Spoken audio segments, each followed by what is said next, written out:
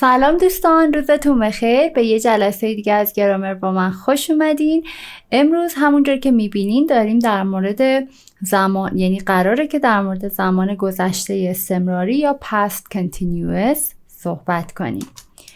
خب همونجوری که قراره، یعنی همیشه این قرار رو داریم، اول میایم صحبت میکنیم که چطور فرمول این زمان فعل رو بسازیم و بعدش در مورد کاربردهاش با هم صحبت میکنیم. پس یعنی وقتی دارم در مورد فرمول صحبت میکنم لطفاً تمام حواستون به ساخت فرمول باشه و تو اون لحظه به این فکر نکنین که حالا قراره چه استفاده ای از این بکنم.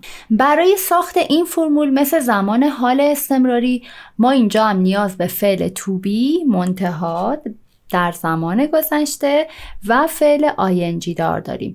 یعنی فعل to be حالت زمان گذشتهش میشه was or were و در مورد اینکه چجوری افعال ing دار کنیم هم قبلا مفصل حرف زدیم. پس و اگر من بخوام یه نکته دیگه اضافه کنیم، اگر که من بخوام انتخاب کنم که was باشه یا were، دوباره باید به فاعلم توجه کنم. اگر فاعل من she، he یا it هست و I was میگیره، اگر که فاعلم we، you و they باشه were میگیره. حالا بریم یه چند تا جمله ببینیم. He was cleaning the house. به خاطر he was اومده و بعدش هم که فعل ing دار، یعنی اون داشت خونه رو تمیز میکرد. They were cleaning the house. اونا داشتن خونه رو تمیز میکردن. اگه بخوایم منفی بسازیم، یعنی منفی کنیم گذشته استمراری رو، مسلماً ما وقتی که فعل to be در داخل جمله داریم دیگه نیازی به do و does یا did نداریم و فعل to be خودش منفی میشه چون یک فعل کمکی هم محسوب میشه. پس اینجا برای منفی کردن میگم he wasn't cleaning the house یا they weren't cleaning the house، یعنی اونا خونه رو تمیز نمی کردن. و برای سوالی کردن همونطوری که دوباره در قوانین سوالی داریم، اگر فعل کمکی داریم میاد ابتدای جمله قرار میگیره و یعنی در واقع قبل فاعل قرار میگیره و جمله سوالی میشه. Was he cleaning the house؟ آیا اون داشت خونه رو تمیز میکرد؟ یا were they cleaning the house؟ آیا اونا داشتن خونه رو تمیز میکردن؟ و این نکته هایی هم که در مورد was و were بود این بهتون گفتم اینجا هست. خب طبق دوباره روال همیشه توی این صفحه اومدم فقط حالت هایی رو که در واقع ما منفی میکنیم، حالت اختصارش و غیر اختصارش رو گذاشتم با توجه به فاعلاش. اگه براتون سوال پیش اومد حالتاشو همه رو اینجا ببینین. پس I wasn't یا I was not cleaning the house، یعنی من خونه رو تمیز نمی کردم. She wasn't، she was not. They weren't، they were not. You weren't، you were not. اینا رو خودتون حالا اگه براتون جای سوال داره بیشتر نگاه کنید. خب بریم سراغ کاربرد زمان گذشته استمراری. نوشته to provide the background scene to an event. We often use while, when or as. Uses اشتباه دیگه. We often use. خب یعنی چی background scene؟ یه ذره باید موقعیت رو باز کنیم براتون توضیح بدم که منظورمون چیه. اگه یادتون باشه در مورد گذشته ساده وقتی داشتیم توضیح میدادیم گفتیم که اگه یه کاری توی گذشته توی تایم خاصی انجام شده باشه ما میایم برای توصیفش مثلا از گذشته ساده استفاده میکنیم. مثل اینکه مثلا I had lunch at 10، یعنی من ساعت 10 ناهار خوردم. ولی حالا این زمان که ساعت 10 هست که به صورت ساعت 10 در واقع داریم مطرحش میکنیم، یه موقع هایی هست به جای اینکه این زمان دقیق رو مطرح کنیم ما میتونیم یک کار دیگه ای که داره همزمان با این کار انجام میشه رو توصیف کنیم و اگه بخوایم این کار رو بکنیم باید از زمان گذشته استمراری استفاده کنیم. یعنی چی؟ مثلا من میخوام بگم وقتی من رسیدم تو داشتی کار میکردی. یعنی به جای اینکه بگم من رسیدم مثلا ساعت 10 رسیدم خونه، برای اینکه مثلا حالا ما این مکالمه است دیگه. من میخوام یه چیزی بگم که منظورم رو راحت تر برسونم یا بهتر برسونم. میخوام بگم من اون موقعی رسیدم که مثلا تو داشتی کار میکردی. کار کردنه میشه اون بک‌گراند سین، میشه اون فضای زمینه‌ای که اون کار من توش انجام شده. حالا مثال ببینیم. I got home when you were playing with your sister.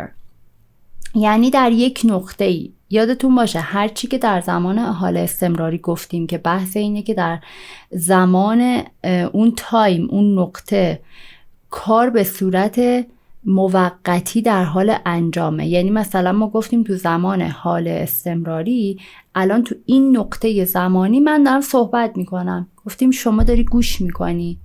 ببخشین. گفتیم شما داری گوش میکنی. You're listening. تو همین نقطه. حالا این نقطه رو ببریش تو گذشته. یه نقطه‌ای تو گذشته که من رسیدم خونه و تو داری یه کاری انجام میدی. تو داری با خواهرت بازی میکنی. اونجا هم باید استمراری بشه. I got home when you were playing with your sister. یعنی بازی کردن شما به صورت موقتی توی اون نقطه‌ای که من رسیدم خونه داشته انجام می شده. پس من از گذشته استمراری استفاده می کنم. He was having lunch and listening to music when I called him. اون داشت با ناهار میخورد و به آهنگ گوش میداد. When I called him یعنی من زنگ زدم به کسی. گذشته ساده. background scene اون در اون لحظه که من بهش زنگ زدم چی کار داشت میکرد؟ داشت ناهار میخورد، به میوزیک گوش میکرد. بچه‌ها اگر که با اینکه اینجا when اومده مشکل دارین، اگر که اینجا نمیدونین چرا بعد از and فاعل نداریم، اینا رو دوباره بهتون میگم که تو دوره گرامر جمله سازی به طور مفصل توضیح دادم. خب و این استفاده که مثلا من بیام بگم تو اون نقطه که من اون کار رو انجام دادم چه کارهای دیگه‌ای در جریان بوده رو خیلی وقتا ممکنه در ابتدای داستان‌ها ببینین که استفاده کنن. یعنی چی داستان؟ من یه اتفاقی افتاده میخوام برای شما توصیف کنم که چی شد. مثلا تصادف کردم، چه اتفاقی داشت میافتاد. مثلا داشتم به موزیک گوش میدادم وقتی که تصادف کردم. پس اون داشتم به موزیک گوش میدادمه میشه گذشته استمراری. تصادف کردم میشه گذشته ساده. پس یعنی خیلی وقتا ما در ابتدای تعریف داستان هامون که میایم شرایط و بک‌گراند سین رو آماده کنیم از گذشته استمراری استفاده میکنیم. این مثال رو ببینیم. The other day اون روز I was waiting for a bus when من منتظر اتوبوس بودم که مثلا یه اتفاقی افتاد. Last week as I was driving to work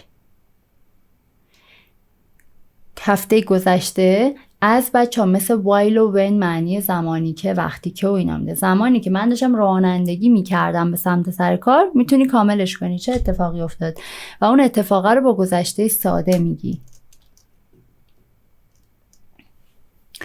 خب این از حالت موقتش. اوکی.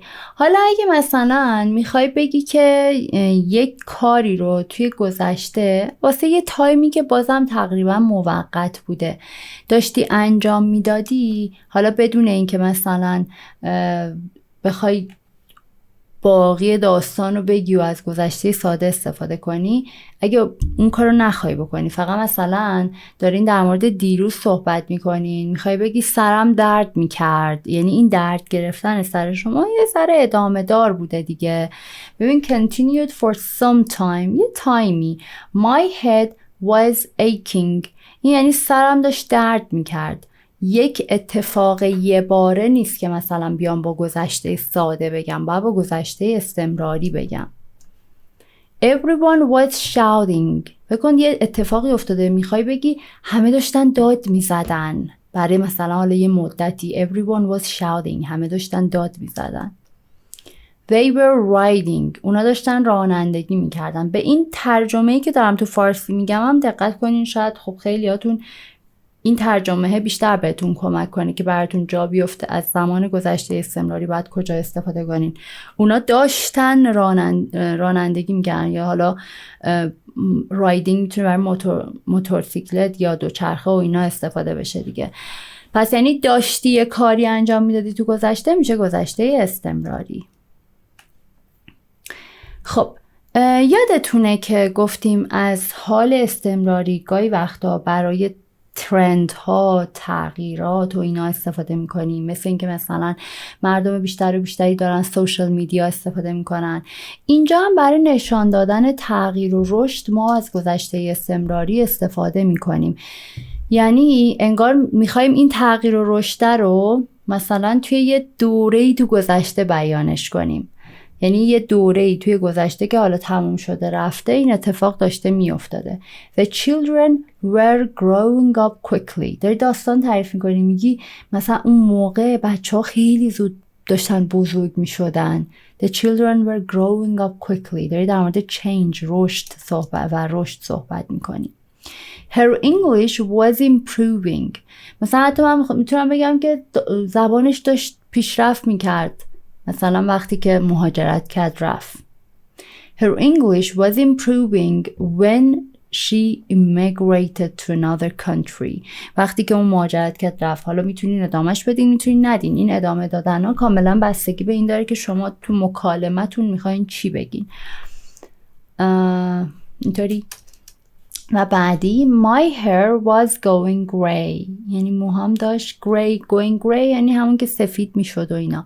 یعنی دیگه داشتم پیر میشدم، موهام داشت مثلا خاکستری میشد. The town was changing quickly. شهر داشت خیلی سریع تغییر میکرد. More and more people were using social media at that time. اینم که مثل همونه. یعنی من میخوام بگم اون زمان مردم بیشتر و بیشتری داشتن از سوشال میدیا استفاده میکردن. یعنی اگه این ترند تو اون زمان اتفاق افتاده یعنی مال گذشته است دیگه تموم شده رفته. من میام باز از این براش استفاده میکنم.